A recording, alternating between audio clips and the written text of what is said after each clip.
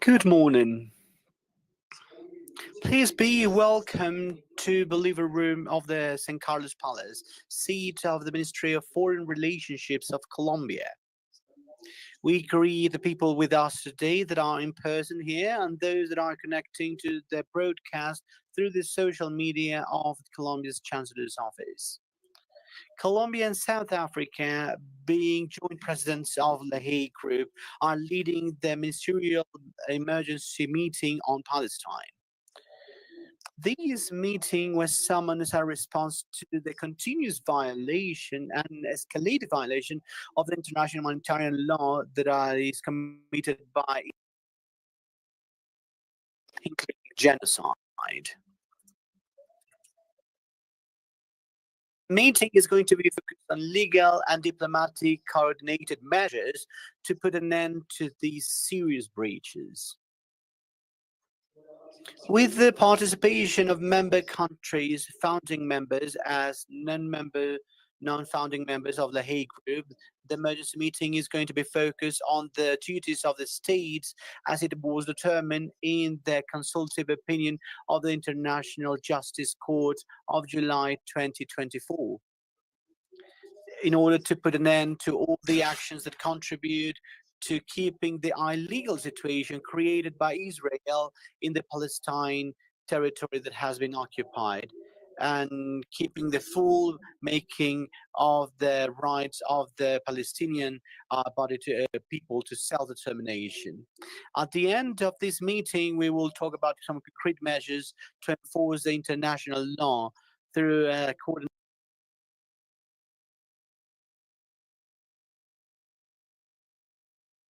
coordinated action to end with aiming to end the genocide, and we're having a proper accountability. To start with this meeting, next we have the Ministry of Foreign Relationships of Colombia, Rosa Yolanda Villavicencio.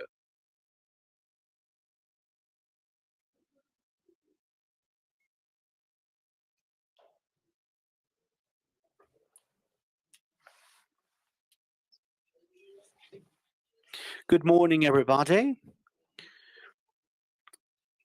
Kind regards to the Ministry of Justice and Relationships of Namibia, Mr. Emmanuel Filemon Wizeb, the Minister of the Party of Foreign Relationships of Venezuela, Mr. Ivan Gil Pinto, Deputy Ministers, General Secretaries, Directors, distinguished chiefs of delegations, ambassadors, and all the people that are with us today, estimated colleagues, friends of the Chancellor's Office and the civil society. On behalf of Colombia's government, we give you a warm welcome to Bogotá. We are honored of having you in this meeting of the Hague Group, held with urgency and responsibility, a historical responsibility. We found ourselves not only to discuss, but to talk with a legal and ethical and political duty before one of the most serious challenges of our time, the suffering of the Palestinian people. Colombia has stated unambiguously that what happens in Gaza is a genocide. In 2018, we acknowledged the state of Palestine, and in 2024, we broke relationships with Israel with the disproportionate use of the force against civilian people. International humanitarian law must be a principle and an action, not just an empty rhetoric. This conference, jointly led with South Africa, proves that the governments of the Global South do not accept that their right is held hostage of geopolitics. What happens in Palestine is not an accidental tragedy, but is a regime of occupation and exclusion that the international community cannot tolerate anymore.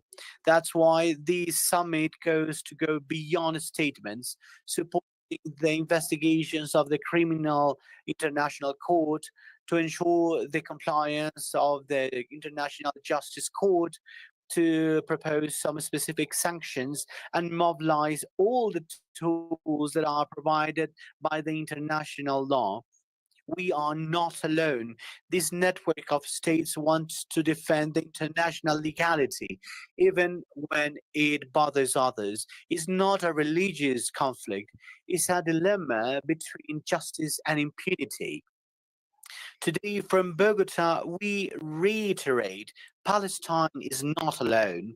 This meeting may be the beginning of a joint action, firm and transformative. Thank you so much.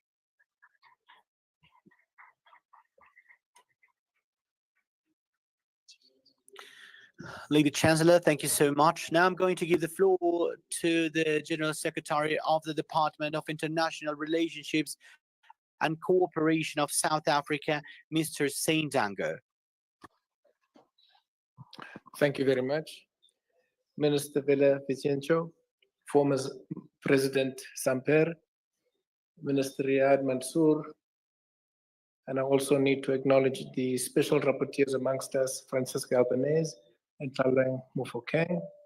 Also need to acknowledge Basha Gandikota Nelutla from Progressive International, but also all the ministers, deputy ministers, and senior officials, ambassadors, excellencies. Thank you for joining us here today.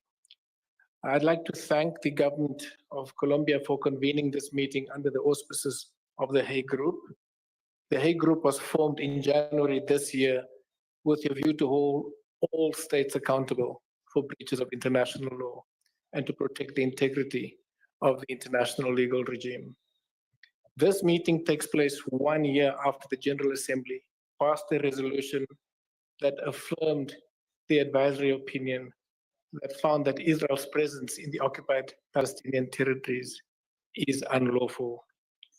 The advisory opinion was requested by the General Assembly, by member states, because member states were firmly of the view that we had a collective responsibility to hold each other to account and to ensure that legal decisions and resolutions of the UN and of the UN's Apex Court are respected and implemented.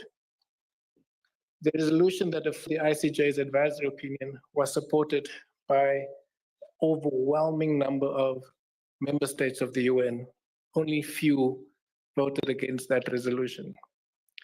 As the humanitarian situation in Gaza continues to deteriorate, we are witnessing continued and urgent calls from the UN member states and the international community for a ceasefire in Gaza. This meeting is another urgent call for the genocide to end and for the international community to act collectively. But despite these calls, the impunity continues unabated. Israel continues with its violence against Palestinians. We see forced evacuations. We see targeted attacks on schools, on medical facilities being the order of the day. It is an unprecedented humanitarian catastrophe exacerbated by further denials of safe access to and the delivery of desperately needed aid. And we see this unfolding on a day-to-day basis before our eyes. This meeting, the establishment of the Hague Group in January, and the recent meeting of what is now referred to as the Madrid Group also seek the same outcome. We seek to stop the bloodshed, we want an immediate ceasefire, and we want negotiations towards a just peace. A just peace requires justice, and this does require that international law must be respected. The international community cannot proclaim the importance of international law, including that of the UN Charter, applies in some situations and not in others.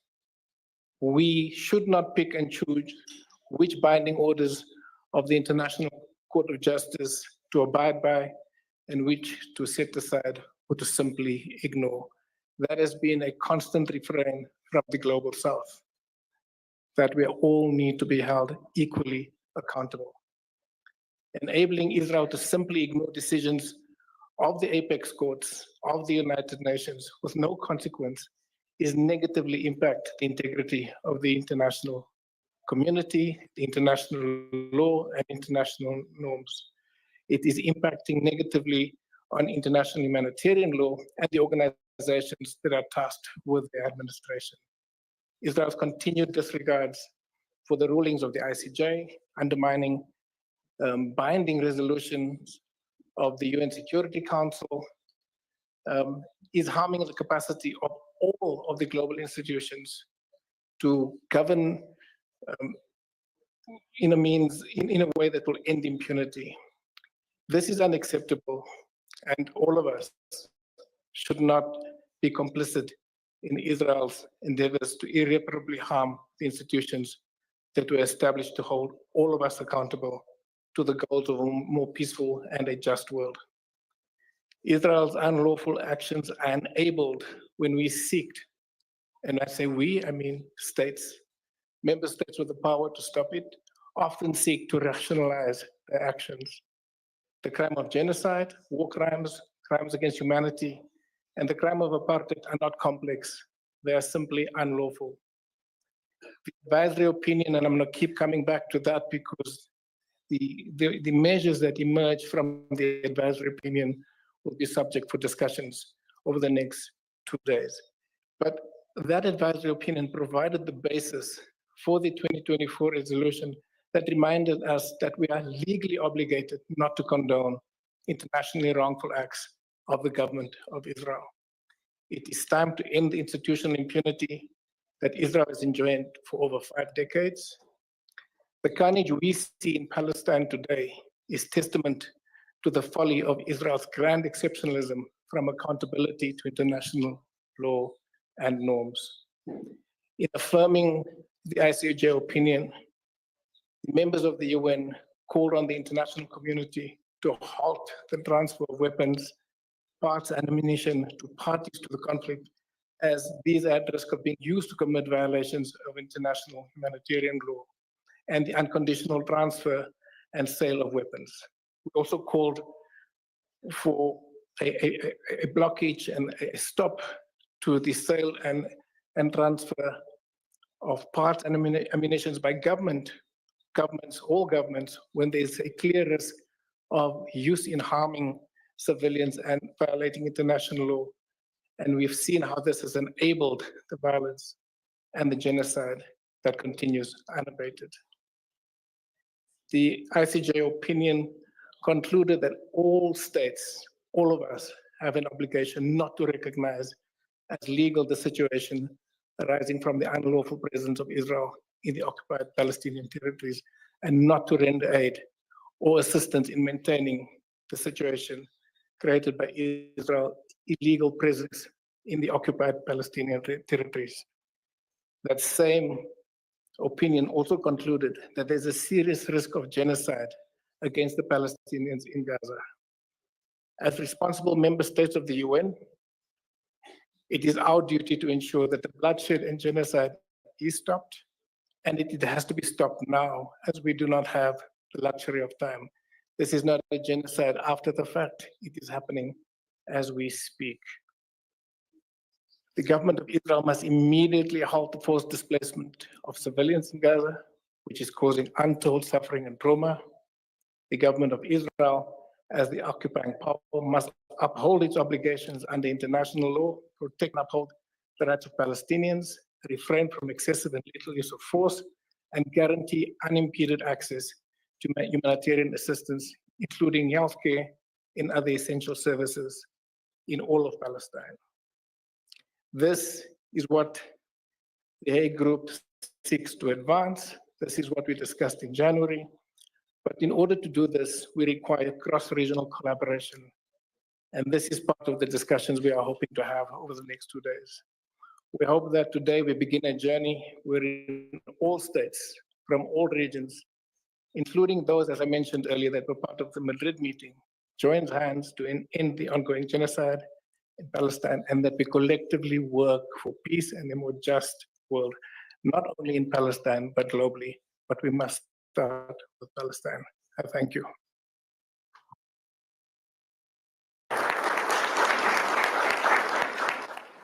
Gracias, señor secretario. Thank you, General Secretary. Now we invite to take the floor to the Minister of the State of Palestine, Riyad Mansour.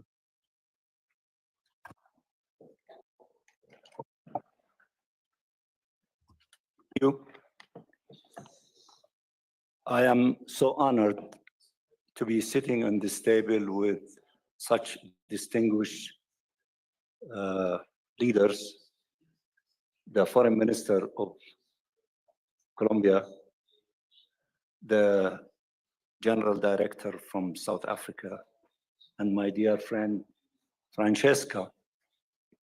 In beginning this timely and very important conference here in Bogotá, here in Colombia, organized by the Hague Group and all of the friends who are supporting this concrete, practical initiative, as the article, the very important article of your president in Colombia, which was published in The Guardian, stated very accurately, what we need is not reaffirmation of principles.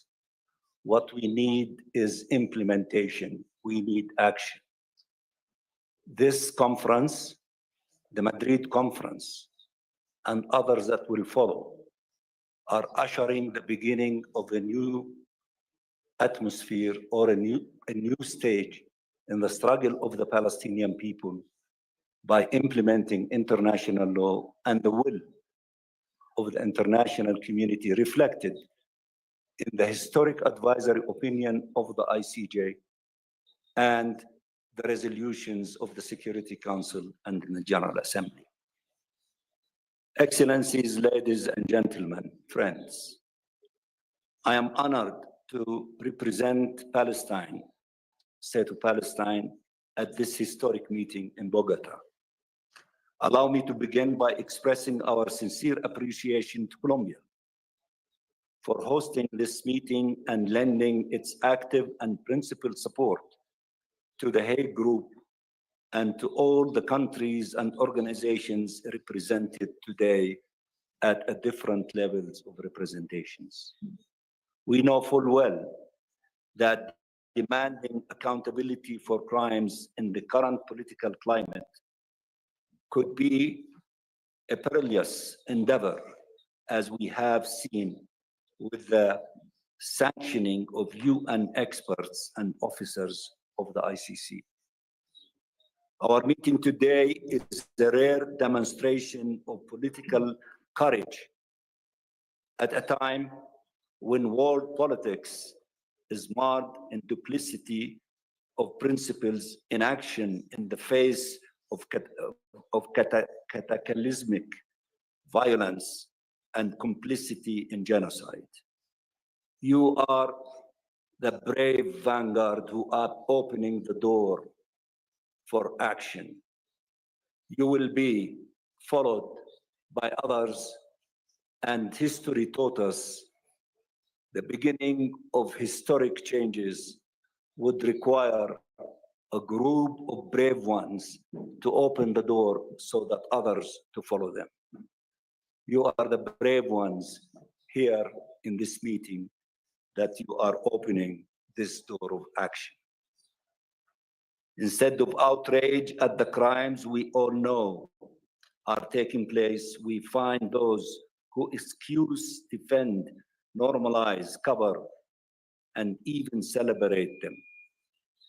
The core values we believed humanity agreed were universal are shattered, blown to pieces, like the tens of thousands of starved, murdered, and injured civilians in Palestine, the 200,000 plus of them in the Gaza Strip alone. As we meet today, 2 million Palestinians in Gaza, half of them children, are deliberately starved of food and water, bombed, denied medicine, and forcibly displaced.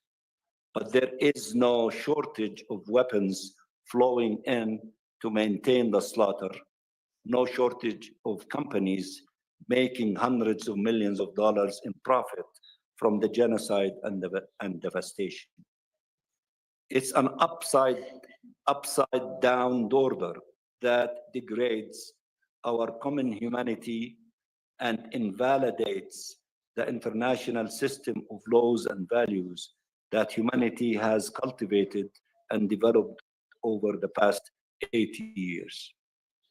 The genocide in Gaza, the illegal Israeli occupation of Palestine, the relentless violations and abuses of international law committed by Israel, excused by its enablers and allies, and the shocking impunity with which all of the above is carried out, these are the abominable and unacceptable new laws that threatens all of our humanity.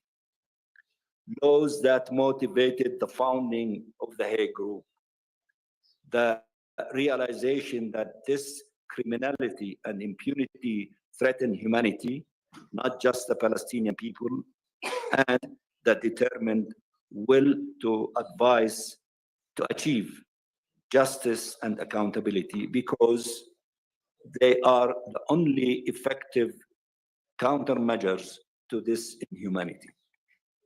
We meet today united by our common humanity and indignation at the continuing crimes against the Palestinian people. Their immeasurable suffering is a warning to humanity.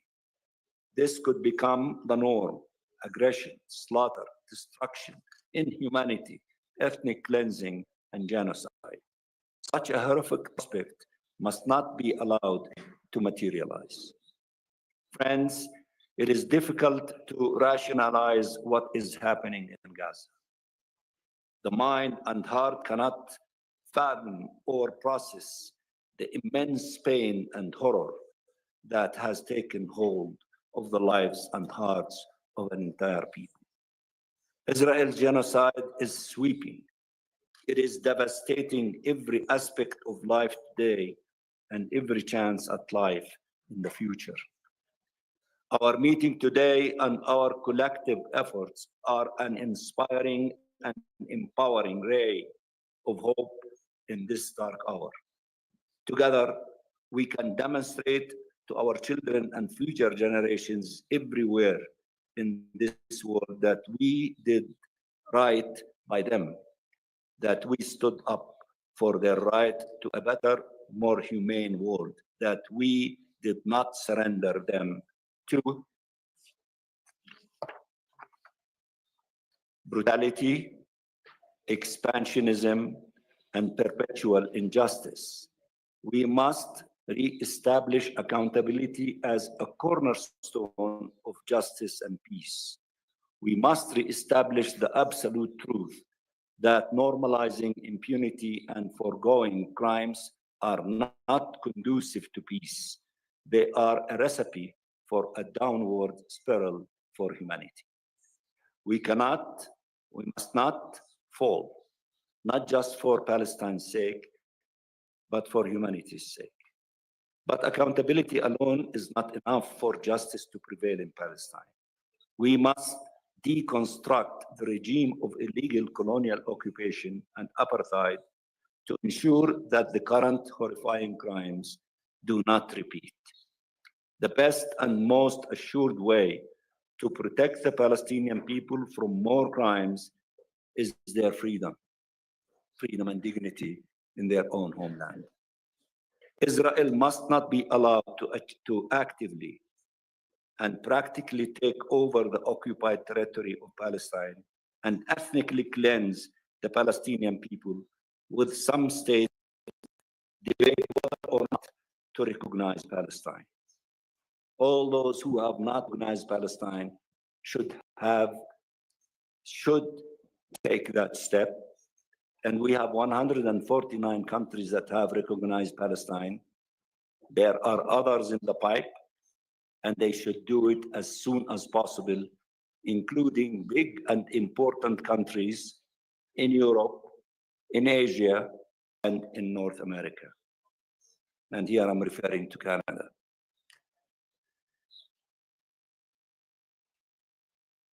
Israel must not be allowed to actively and practically take over the occupied territory of Palestine and ethnically cleanse the Palestinian people, while some states debate whether or not to recognize Palestine. Recognizing Palestine is not a symbolic act. It is a concrete act of defense against rage and an unequivocal rejection of colonial expansionism. I stand here among many friends representing states that took this principled steps. Colombia is one of them. Understanding its significance and importantly, matching this recognition with actions to curb illegal Israeli acts, including stopping the sales of arms and banning the trade in stolen goods from illegal settlements.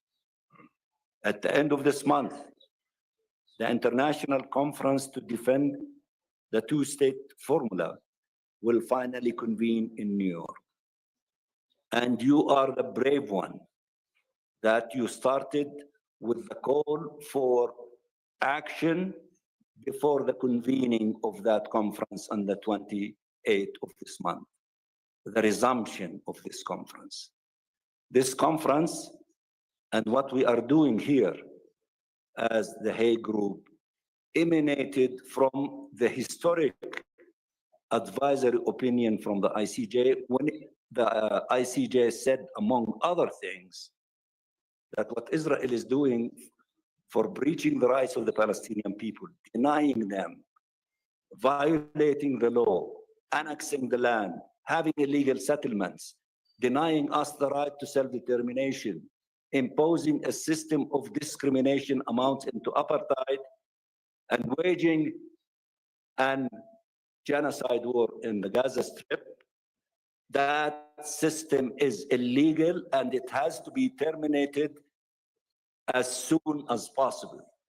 The General Assembly, which posed the question to the ICJ, decided, legislated, that this illegal occupation has to be terminated in 1 year.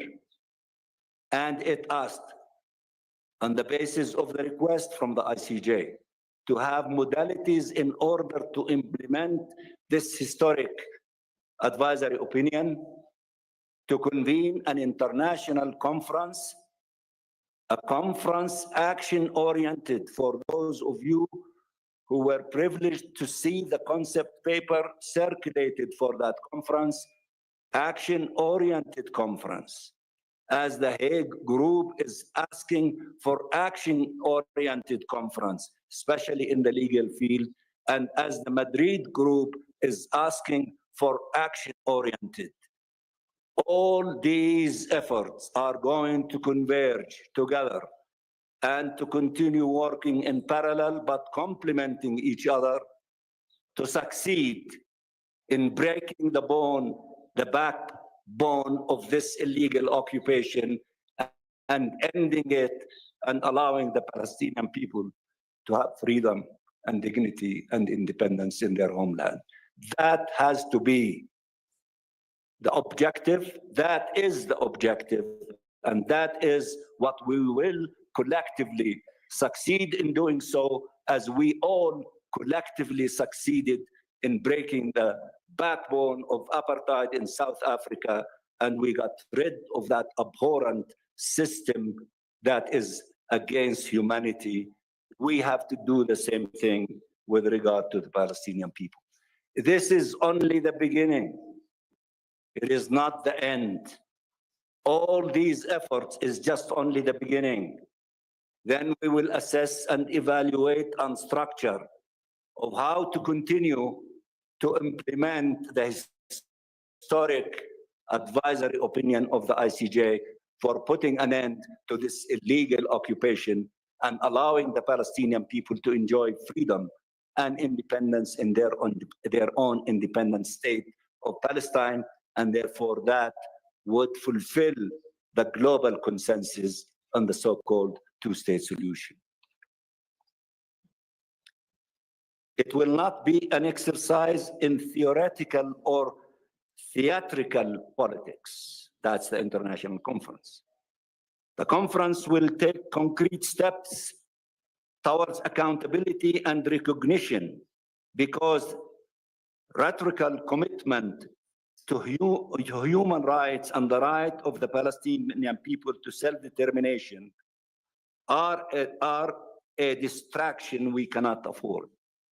Now is the time for actions, concrete, effective actions that exact a price for crimes and ends the profiteering from genocide. Accountability under occupation will not deliver justice or peace. A free Palestine will liberate humanity from the burden, shame, and devastating consequences of a cruel, illegal colonial occupation that entrenches through brutality and crimes. Accountability and liberation will also, hopefully, give our occupier a chance to reflect on the banality of cruelty and endemic racism normalized in the services of colonization and genocide. This is a formula for peace we can all rally behind and work towards. It is a legacy future generations can celebrate, one that honors our common humanity and reestablishes the rule of law, not lawlessness, as the norm. And I can assure you, as the Palestinian people paid and paying the ultimate sacrifice, will not be abandoned by all of you, will not be abandoned by humanity, will not be abandoned for all those who uphold so high international law and humanity, and will defeat this genocide, will have a ceasefire, will allow our people to receive the humanitarian assistance to scale, will defeat the crime against humanity of displacement, and give our people and the 1 million children in Gaza and all children in Palestine hope of a future not filled with war and destructions and denying them of their childhood, but a future filled with promises of hope, independence, and dignity. And we are determined to reach that with your help and with your efforts. And I thank you so much.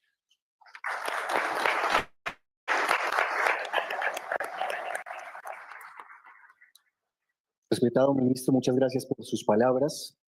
Respected Minister, thank you so much for your words. And moving forward with ministerial meeting on Palestine, I would like to ask here on the stage Mr. Tajer Ahmed, who will provide us a testimony on the situation on Gaza.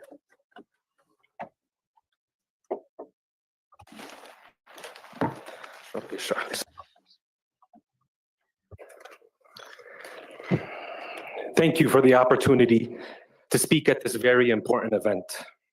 I'm a Palestinian American ER doctor who has had the privilege of volunteering and working in Gaza since 2008, and most recently last year, as well as in Lebanon.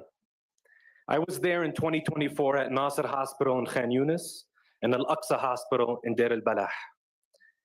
I have no intention of standing up here today and summarizing the statistics and the numbers that all of you are very familiar with. And I know that those numbers and statistics are an undercount and do not even begin to tell the story of what is happening in Gaza. There is so much to say. So much of what's happening is horrifying, agonizing, and truly unbearable. But my time is limited, and my words cannot express the totality of the devastation and the suffering. My hope is that I can convey to you a portion of the reality on the ground, the way life itself has come under attack, the degree to which the ability to survive in Gaza has been hindered and obstructed. I hope that it will prompt us to think more deeply about the implications and consequences of what's transpiring in Gaza in human terms. Because for as long as I have been alive as a Palestinian, the terms used to describe us as a people have always been dehumanizing and degrading. Let us first understand what is meant when we say starvation and water is being used as a weapon of war. Imagine if your child was one of the 10 children that was killed queuing for water in Deir al-Balah a few days ago. Would you accept the excuse that it was a technical error? Would you allow the world to move on without acknowledging the injustice that was inflicted on your child? 2 weeks ago, Dr. Ahmed Al-Farra in Nasser Hospital in Khan Yunis, the director of the pediatric division of Nasser Hospital, the largest remaining hospital in Gaza, he said, I am running out of baby formula. I am beginning to ration baby formula. I have 6 premature infants here in this hospital. Imagine if you were one of the parents for those 6 premature babies. Let me tell you what happens when premature infants are deprived of what they need to live. Imagine you had to watch them struggle to hang on to life. Shallow and rapid breathing, sunken eyes, desperate cries of hunger, that every day that they don't get the formula that they need, those cries get weaker and weaker and weaker. What do we say to the 2 parents, to the parents of the 2 children that have already died? What do we say to them? What do we say about the trucks that had the baby formula that are sitting right outside of Gaza? Do we say, sorry, we tried everything that we could? I was supposed to enter Gaza June 19th, 3 weeks ago. And talking to my colleagues on the ground, they told me about the issue with respect to the baby formula. And in my bag, between my scrubs, the clothes that I wear when I'm treating patients, I had cans of baby formula. But I was denied entry. Access is this problem that exists within Gaza long before October 2023. The ability to bring in the medical equipment, the medicines, the supplies that we need. There was a blockade in place long before October 7th. And for the children that have miraculously survived this starvation, and I pray that they continue to survive, it's important for us to realize that as long as they are going hungry and malnourished, that every single day they are suffering irreversible consequences to their mental development, to their physical growth. Would any of us be willing to gamble with our child's future in this despicable way? Would any of us tolerate this? And I do want to mention the new Israeli-American aid mechanism known as GHF, where hungry Palestinians in hopes of finding food are met with bullets instead. I messaged a friend saying, please go to these sites. They're slaughterhouses. Do not go. And he said, you know, people know there's a chance that they could die, but they can't bear looking at their families in the tents, hungry. They don't want to just sit idly by and wait for the rest of the world to do something about this. But the bullets fired from GHF mercenaries are just the tip of the iceberg with respect to this problem, the militarization of aid. The idea that you can ghettoize Palestinians, forcibly displace them to the south where these aid sites are, and somebody in military fatigues can decide, are you worthy of food or not? Is your background check out in a way that now your family can eat? When our Palestinian colleagues tell us that the healthcare system is being deliberately targeted, we have to understand it goes beyond the bombing and the raiding of Al-Ahli Baptist Hospital, of European Gaza Hospital, of Al-Shifa, Al-Awda, Nasser, Aqsa, Kamal Adwan, and so on, and all of the hospitals that have seen Israeli military either strike them, raid them, or render them defunct. It's, yes, the physical infrastructure is being damaged and destroyed, but also pillars of the medical system are being assassinated. Dr. Marwan al-Sultan, returning after treating patients, one of 2 remaining cardiologists in the north of Gaza, murdered in his home. Dr. Ahmed Qandil, an experienced surgeon, would train all of the young surgeons who would serve the people of Gaza, assassinated and murdered. This was just in the last week. And yesterday, as I thought about how I would address this congregation, I realized that I had already forgotten some of the names of my colleagues who had been killed in the last 21 months. And I say that ashamed of myself. But that's how many healthcare workers have perished in the last 21 months at the hands of the Israeli military. One of those was Thabat Salim, a very young physician working in central Gaza who was taking care of the newborn babies in the newborn nursery. Thabat being killed is not just a personnel problem where you don't have somebody the next day to show up to the hospital. Thabat being killed means that tens and hundreds of babies will not get the care that they need to have the best chance at life. And then there are the doctors and nurses that are being abducted and held without charge, some losing their life after being tortured to death. Dr. Adnan al-Bush is the perfect example of that. A famous surgeon in Gaza, orthopedic surgeon. Everybody knew who Dr. Adnan was. And his body was found in Ofar prison, naked after being beaten to death. No charge, no trial. Currently, Dr. Hussam Abu Safiya, a pediatrician in the north of Gaza, is being held without detention. I spoke to his family yesterday as well as his lawyer.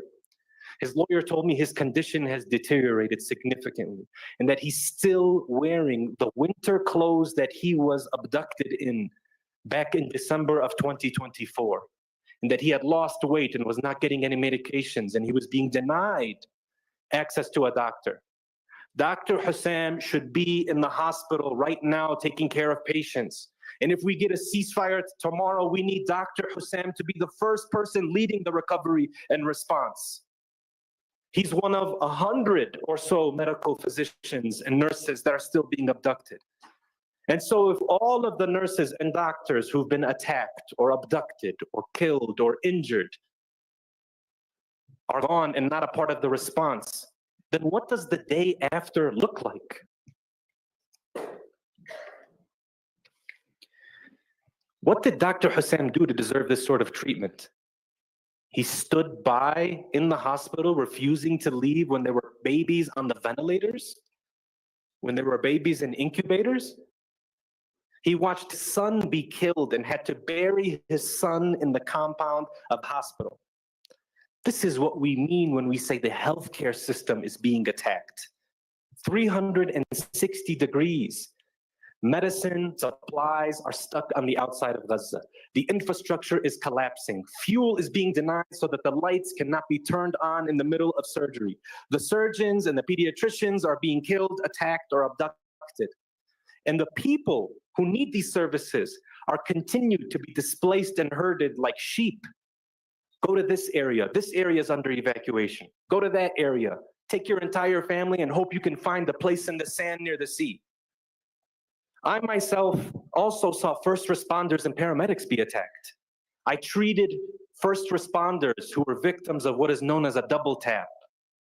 When a home is struck and then there is a response to help save any of the survivors, there is a second follow-up missile. They're prevented from doing their jobs of just rescuing or retrieving people. Ahmed and Yusuf, two paramedics who were dispatched to go and save Hind Rajab, the 6-year-old who was bleeding to death in the car, who was begging, saying, please, I'm scared, someone come and get me.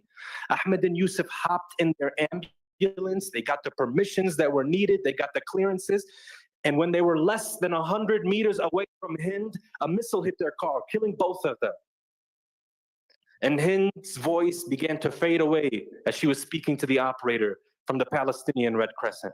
One of her last things that she said when the operator asked, Hind, why aren't you talking as much? She said, every time I speak, blood comes out of my mouth. And I don't want to get my clothes dirty. My mom doesn't want me to get my clothes dirty. Yesterday evening, the Arafat family in Jabalia sent a distress call to the world beneath the rubble of their home that had been destroyed. They said, "We are still here, we're still alive. Please, someone come and save us." And the first responders, the civil defense, said that they are actively being prevented from reaching them and saving them. Well, what are they supposed to do beneath this rubble, knowing that no one will come and save them? Their last moments, suffocating to death, starving to death. How will we be able to look at ourselves in the mirror? And whether it's polio, or this week meningitis, or last year the lack of antibiotics or anesthetics, it seems every week there's a new emergency that we have to focus on, that we need to do something about. And so to me, if there is a ceasefire, and I hope that there is a ceasefire in the next couple of days, we have to understand that even if the suffocating siege is partially lifted, that the bureaucratic hurdles of figuring out what is and what isn't on a dual use list will remain in place unless we change the way we are able to function in Gaza, unless we change the way that we are able to support the Palestinians on the ground in Gaza. And I want to conclude with just a few cases that I was involved in that really capture the essence of life being under attack in Gaza. Yusuf was a 5-year-old boy who was in his home in Khan Yunis, asking his mom, Rawan, what they were going to be having for dinner. And in a sudden instant, their home had been hit by a missile. The building collapsed. The missile came through the 4th floor where Yusuf's uncle lived, then down to the 3rd floor where Yusuf lived. The ceiling collapsed. Yusuf was trapped beneath the rubble. When the first responders arrived, they searched and they found Rawan, his mom, and one of her sons. They had survived. But the search for Yusuf was still ongoing. Eventually, they pulled him out and they rushed him to Nasser Hospital, where his father, a doctor, was working. And the images of his mother were seen by the whole world, running around from floor to floor in Nasser Hospital, asking if anybody had seen a red-headed, curly-haired boy named Yusuf. Finally, one of the workers brought Yusuf's mother and dad to Yusuf.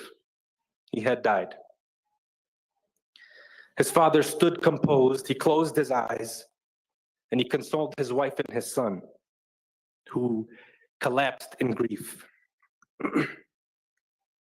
His younger brother was clinging to his father, even hitting him. I want Yusuf. I want to see him.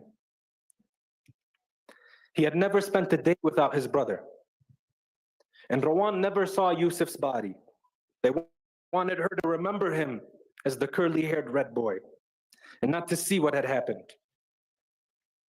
And Yusuf's father stayed working at Nasser.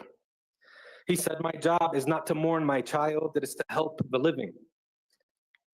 Maybe treating patients was his escape, maybe it was his way of coping.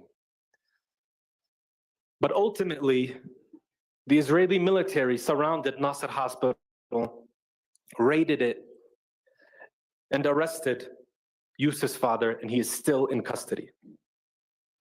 Mayar is a 5-year-old girl who lived in Gaza City. And as she was fleeing with her family of 6 from their home in Gaza City, a bomb had hit nearby. Mayar's 18-month-old brother, Ibrahim, was killed, and her 11-year-old sister was killed. Her father lost both of his legs. Mayar was hit in the knee, and her knee joint was shattered. And she was at Al-Ahli hospital, and her mother told me that as they were fleeing to the south, because Al-Ahli became surrounded by the Israeli military, that they had to go through this checkpoint, strip naked, and give all of the money that they had left to the Israeli military, which was 300 shekels, the equivalent of $100 US. I met Mayar's family in Egypt, Mayar's mother and her sister. I brought them to the United States. I had the honor of being a medical escort and bringing them from Egypt to the United States to be treated in America. We landed in New Jersey, and I remember waiting in the terminal in New Jersey and buying Mayar and her sister some pizza. And they said the pizza in America sucks. It's better in Gaza. But I remember when we were in the airport, the mother had told me that she had received good news. And I said, what happened? And she said that the bodies of her two children, the graves, had been found. And so now when she goes back to Gaza, she'll be able to visit the graves of her two children that did not survive. And so I'll conclude by saying that there is an attack on the past, the present, and the future of Palestinians. Our homes, our universities, our museums, our mosques, our churches. The present, we're seeing our healthcare workers, our journalists, our aid workers, our engineers, and our future. Our children are being dismembered, disfigured, disappeared. Our fertility clinics being destroyed. And so yes, accountability is necessary. It's urgently needed. But also support and solidarity for Palestinian institutions. Making sure that Palestinian institutions survive this, that they continue to move forward. That's what's required of all of us as well. How do we make sure that the effort to erase Palestinians from the history books is unsuccessful? The current dreams of the children in Palestine can be described in these current words. And our mission should be to change how they describe their dreams. When a child is asked, what do you dream of? What do you want to happen? And he tells you, I want my mother to come back from heaven. Or when a child says, I hope that I can grow another leg. How do we make sure that they have a chance at life? How do we make sure that those dreams become dreams of prosperity and success in future? And so I thank everybody's efforts here today. And I communicate that message from all of the healthcare workers in Gaza and all of the friends and families who I've been able to communicate with.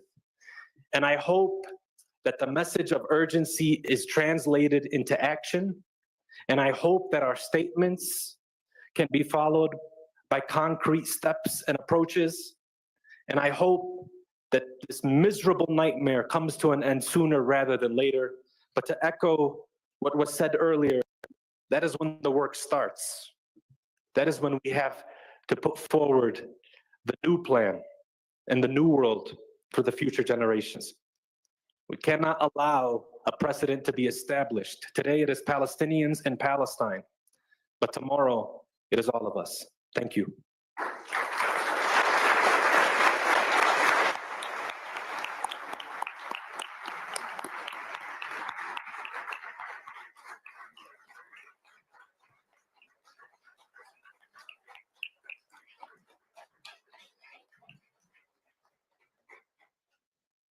Dr. Ahmed, Dr. Ahmed, we deeply value your testimony and we are so grateful for your presence in this meeting. From this moment onwards, we will listen to the report, the special rapporteur, UN Rapporteur, Francesca Albanese.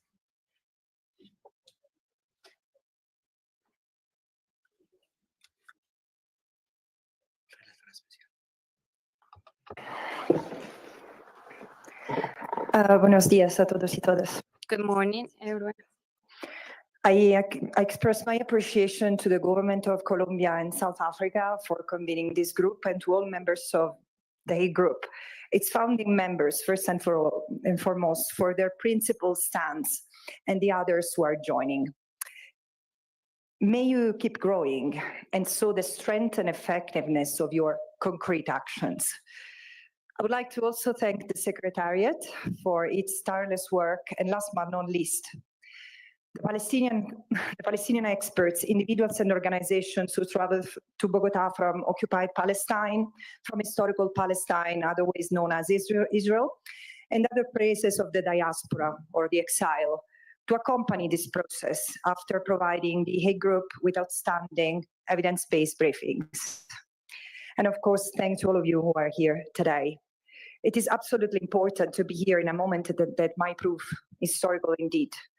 There is hope that these 2 days will move all present to work together to concrete measures to end the genocide in Gaza and hopefully end the erasure of Palestinians in the little that remains of Palestine. Because this is the testing ground for a system where freedom, rights, and justice are made real for all. This hope that people like me hold tight is a discipline we all should have. I have to say that it's not easy to speak after you, Dr. Ahmed, all the more because right now, as a European, I feel a retching sorrow inside me. Because as you were speaking and recounting what, unfortunately, I've had to see happening day by day over 648 days, the European Union decided not to suspend the ties with Israel. The occupied Palestinian territory today is a hellscape. In Gaza, Israel has dismantled even the last UN function, humanitarian aid, in order to deliberate, starve, displace time and time again, or kill a population they have marked for elimination. In the West Bank, including East Jerusalem, ethnic cleansing advances through unlawful siege, mass displacement, extrajudicial killing, arbitrary detention, and widespread torture. Across all areas under Israeli rule, Palestinians live under the terror of annihilation, broadcast in real time to a watching world. There are very few Israeli people who stand against genocide, forever occupation, and apartheid, while the majority of the Israeli society openly cheers and calls for more, remind us that Israeli liberation too is inseparable from Palestinian freedom. The atrocities of the past 21 months are not a sudden aberration. They are the culmination of decades of policies to displace and replace the Palestinian people. And against this backdrop, it's inconceivable that political forums from Brussels to New York are still debating recognition of the state of Palestine, and not because it's unimportant, but because for 35 years, the states have stalled, refused recognition, pretending to invest in the Palestinian Authority, while abandoning the Palestinian people to Israel's relentless, rapacious territorial ambitions and unspeakable crimes. Meanwhile, political discourse has reduced Palestine to a humanitarian crisis to manage in perpetuity, rather than a political issue demanding principled and firm resolution, and permanent occupation, apartheid, and today, genocide. And it's not the law that has failed or faltered, it is political will that has abdicated. And today, we are also witnessing a rupture. Palestine's immense suffering has cracked open the possibility of transformation, even if this is not fully reflected in political agendas yet. A revolutionary shift is underway, one that, if sustained, will be remembered as a moment when history changed course. And this is why I came to this meeting with a sense of being at a historical turning point, both discursively and politically. First, the narrative is shifting. In Brussels, they might have not realized, but it is. Away from Israel's endlessly right to self-defense and toward the long-denied Palestinian right to self-determination, systematically invisibilized, suppressed, and delegitimized for decades. The weaponization of anti-Semitism applied to Palestinian words and narratives, and the dehumanizing use of the terrorism framework for any Palestinian action, from armed resistance to the work of NGOs pursuing justice in international arena, has led to a global political paralysis that has been intentional, and this must be redressed. The time is now. Second, and consequentially, we are seeing the rise of a new multilateralism, principled, courageous, increasingly led by the global majority. And I'm glad many of these countries are here. It pains me that I have to see these include robustly European countries, because as a European, I fear the region and its institutions have come to symbolize, I fear what the region and its institutions have come to symbolize to many. A sodality of states preaching international law, yet guided more by colonial mindset than principle, acting as vassals to the US empire, even if as it drags us from war to war, misery to misery, and when it comes to Palestine, from silence to complicity, from apartheid to genocide. But the presence of European countries at this meeting shows that a different path is possible. To them, I say, the Hague Group has the potential to signal not just a coalition, but a new moral center in world politics. Please engage more, stand with them more robustly. Millions are watching, hoping for leadership that can birth a new global order rooted in justice, humanity, and collective liberation. It's not just about Palestine. This is about all of us. Principal states must rise this moment. It does not need to have a political allegiance, color, political party, flags, or ideologies. It needs to be upheld by basic human values, those which Israel has been mercilessly crushing for 21 months now and counting. Meanwhile, I applaud the calling of this emergency conference in Bogotá to address the unrelenting situation in Gaza. So it is on this that the focus must be acted.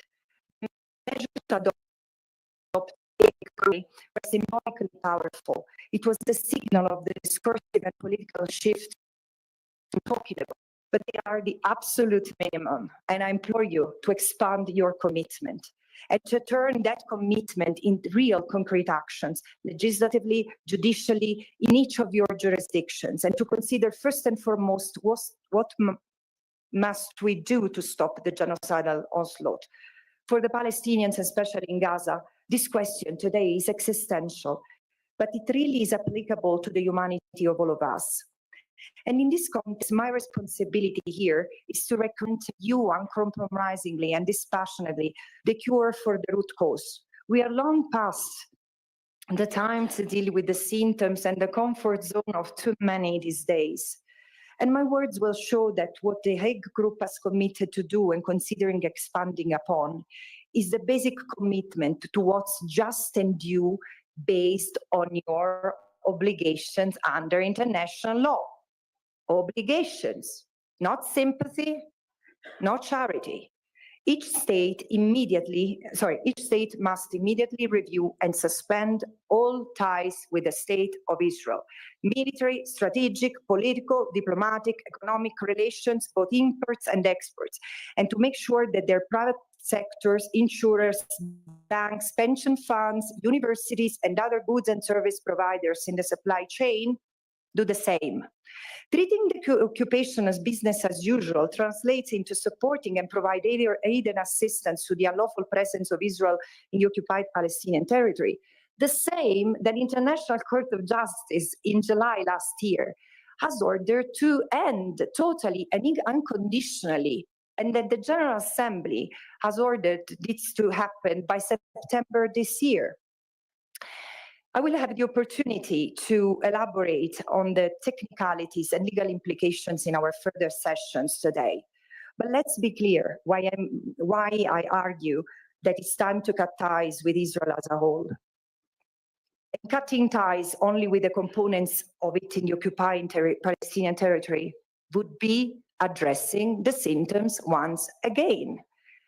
This is in line with international law, especially at the moment that Israel is accused of committing war crimes, crimes against humanity, and genocide in front of the two highest international tribunals that we have, the ICC and the ICJ. As I argue in my last report to the Human Rights Council, the Israeli economy is structured to sustain the occupation and has now turned genocidal. It is impossible to disentangle Israel's state's policy and economy from its long-standing policies and economy of occupation. It has been inseparable for decades. We just pretended not to want to see. The longer states and others stay engaged, the more this illegality at its heart is legitimized, and the complicity continues and grows. Now that the economy has turned genocidal, there is no good Israel and bad Israel. We need to face it. So I ask you to consider this moment as if we were sitting here in the 1990s, discussing the case of apartheid South Africa. Would you have proposed selective sanctions on South Africa for its conduct in the individual Bantustans? Or would you have recognized the state's criminal system as a whole? And here, What Israel is doing compared to what South Africa has done during the apartheid regime is worse. The comparison is a legal and factual assessment supported by international legal proceedings many in the rooms are part of. This is what concrete measures mean. Negotiating with Israel on how to manage what remains of Gaza and the West Bank, being in Brussels or in New York, is an utter dishonor to international law. And let me conclude.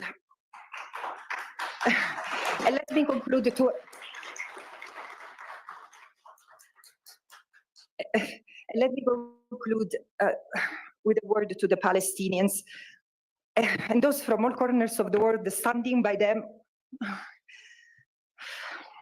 Sorry. Okay, I start again.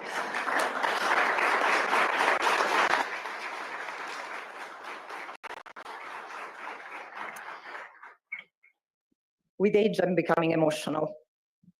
And to the Palestinians and those from all corners of the world standing by them, often at great cost and sacrifice, I say, whatever happens, Palestine will have written this tumultuous chapter, not as a footnote in the chronicles of would-be conquerors, but as the newest verse in a centuries-long saga of peoples who have risen against injustice, against colonialism, and today more than ever, against neoliberal tyranny. Thank you so much.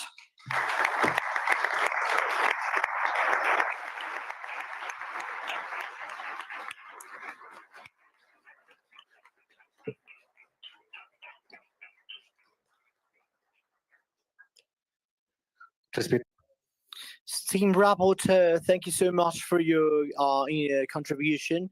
And now we're going to listen to Baja Kandikotak Melugla, Executive Secretariat of the Hague Group.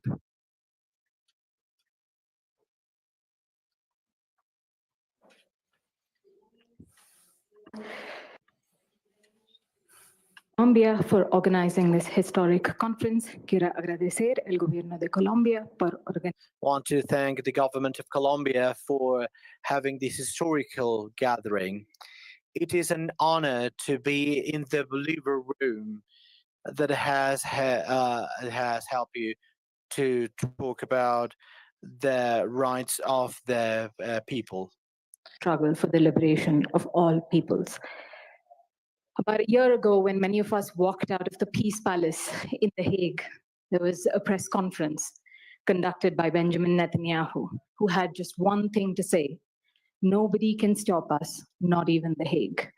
It is a tragedy that as we gather here today on day 647 of the genocide, his words turned out to be true. And that is why we're gathered here in Bogotá with 31 states in attendance to end Israel's impunity, to cut the cords of complicity, and to defend humanity. Our task is not to create new laws, as has been said over and over and over again, and repeated on this panel today. We're not writing new law. We're not interpreting the existing laws. The law is already clear. The ICJ has spoken. The UN General Assembly has voted on third-party states' obligations. The United Nations has declared Gaza the hungriest place on earth. And hundreds of Palestinian civil society organizations, many of them present here today from Ramallah, have issued a unified call to action with concrete demands grounded in Palestinians' inalienable right to self-determination.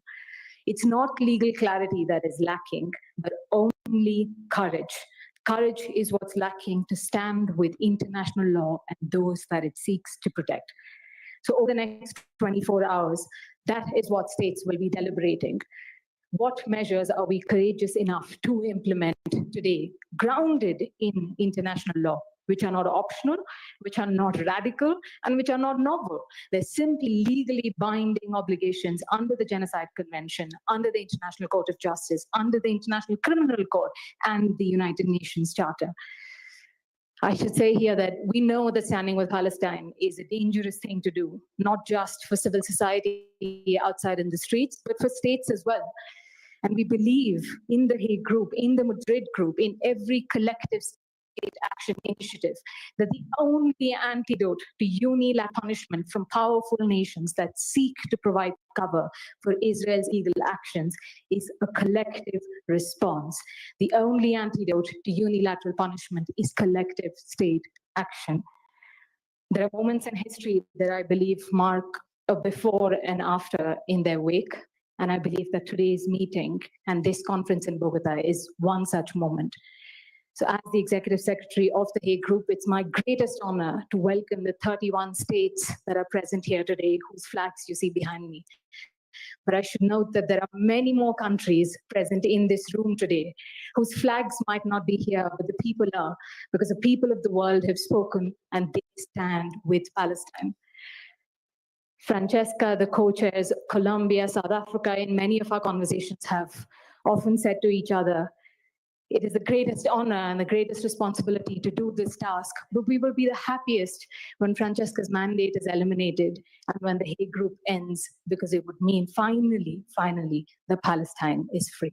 Thank you very much.